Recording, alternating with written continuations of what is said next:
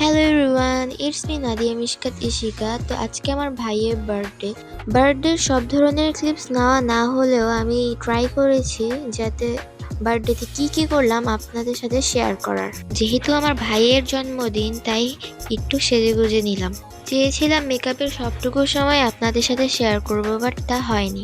তাই সরাসরি আপনাদের সাথে কেক কাটার পর্বে দেখা হচ্ছে। এই বার্থডে ডেকোরেশনটা আমার আপু করেছিল, তাই বেলুন সব ফুটে গিয়েছিল, সব পড়ে গিয়েছিল।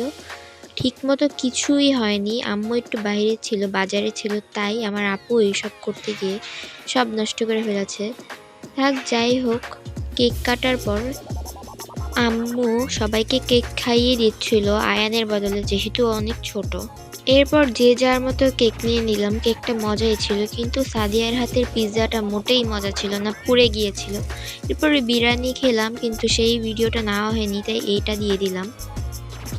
বার্থডের পিকচারগুলো আমি আমার ইউটিউব এবং আমার ফেসবুক পেজেও ছেড়েছি। আজকের মতো এই পর্যন্ত বিদায় নিচ্ছি। আমার বার্থডে ব্লগের লিঙ্ক ডিসক্রিপশনে দেওয়া থাকবে।